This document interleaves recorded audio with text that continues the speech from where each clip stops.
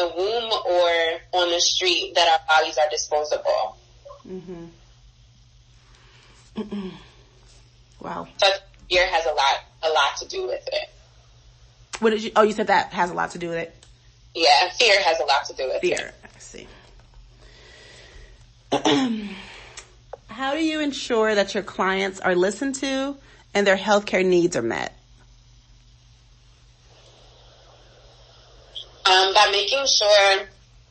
Excuse me. I'm sorry. I also do mental health check-ins with my clients, and sometimes I'm able to get them to tell me something that they would have not mentioned before, in the sense of, oh, yeah, the doctor's visits went well. Okay, well, how are you mentally? Okay, well, mentally, I'm being taxed, and it's because of X, Y, and Z. And so just really being able to ask them to tell me the things that they might fear sound bad when they say it aloud, but to go ahead and say it out loud anyway so we can go ahead and deal with it versus you holding it in, and then next thing you know, you have depression while you're still carrying a baby, and then you turn around and have postpartum depression. And so we talk about emotional things.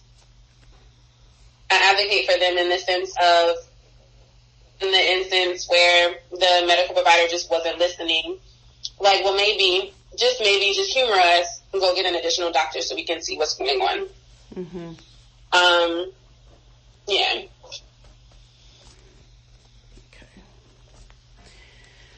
Okay, well, that brings me to the end of the interview. So I have one question, which is there anything you want to tell me that I haven't already asked you?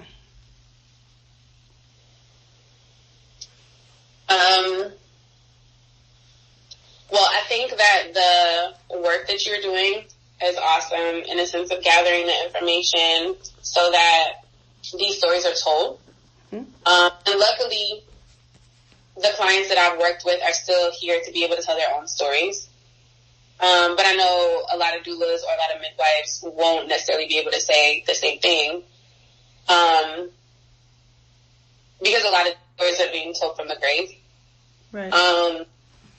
And so I applaud the stories, even though, you know, they're remaining anonymous. I applaud the stories that are still being able to be told, especially about the needs of Black women. Mm-hmm.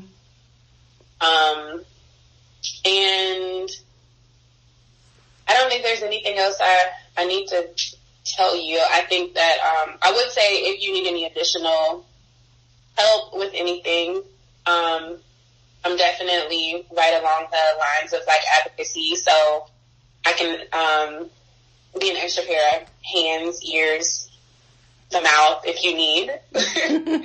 Yeah, this is actually a 3-part study. So the first study, I'm interviewing Black doulas. You're actually my last participant. And since it's a qualitative study, again, looking at these lived experiences, I'm only doing 9 women. And then the second part, I'm going to interview the providers. So I'll interview the nurses, midwives, and of course, the OBs. And then the final phase will be interviewing the women and getting those stories. So, if you have women, any clients that you would want to send my way that might be interested in participating in the study, that would be amazing. So even though it's a phase 3, I'm still collecting those interviews as I'm working on this data analysis for the Black doula study. So, and if you, if you have friends who are doulas that might have, women that they think would want to participate, just kind of getting the word out about the study would be amazing, because it's going to be harder to get the women, because as you see, I found you on Google. So like I found all my participants for the Black doula portion of it on just basically doing a Google search of Black doulas in the DMV area. So The participants will be a little harder. So if you have participants that you think might want to participate, that would be amazing. So, okay. You want them to still be pregnant, correct? No, I do not. No. Oh. So, yeah. So, they could have, even if you have a cousin or somebody who's had a pregnancy related complication or, a negative experience, and they want to tell their story. If they're already pregnant, if they just recently gave birth, if it's been 5 years ago, whatever the case, it's just really around the stories and the experiences. Okay. So what I can do is I have some flyers, and I can just send you over some flyers, and then if you want to, you can give them to a client or whatever, or you can just basically tell them about the study, and you have my email. They can email me or call me, whatever is more convenient for them. Okay. Do you have the flyer in a electronic version, so potentially I could post it, or do you not want it done like that? Yeah, so I have it. Oh yeah, that's perfectly fine. So I have it in an email that I can send to you, and then you're saying like post it on a board or something, a message board, or are you saying post it like out in the about? I was gonna post it on my business Facebook page. Yeah, that's perfect. Yeah, that works as well. Yeah, so I can email that to you, and then you could post it there, and then my phone number and email is directly on the flyer, so people can contact me directly. So that would be amazing. And then if you have, doulas who might have a client that they think that they would want to recommend. So that's what I've been telling my participants, my Black doulas, hopefully, that I'm hoping to get the women study for participants that way. Because I started off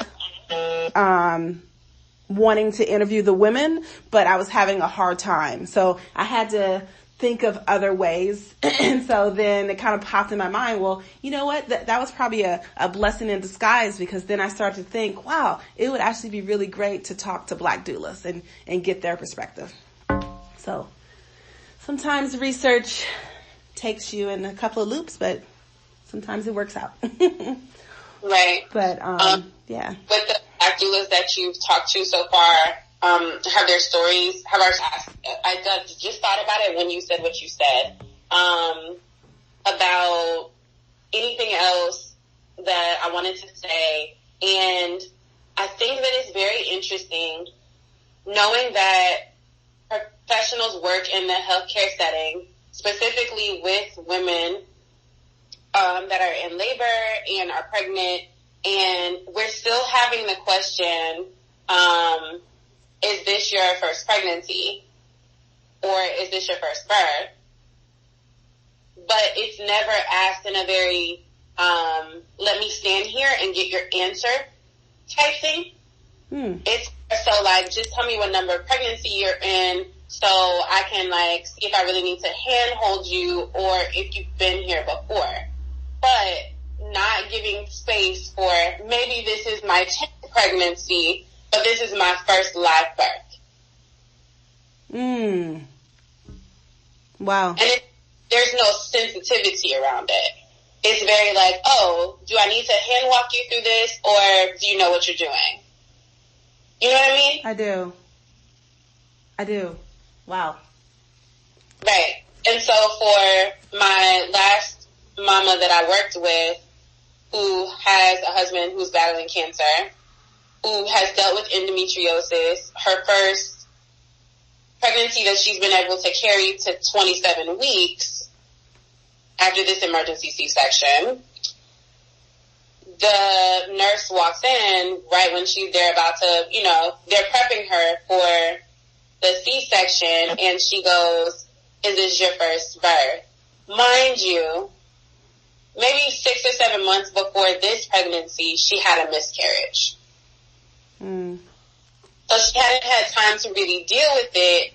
And a lot of women, if they don't work with anyone especially like a counselor or something, to understand maybe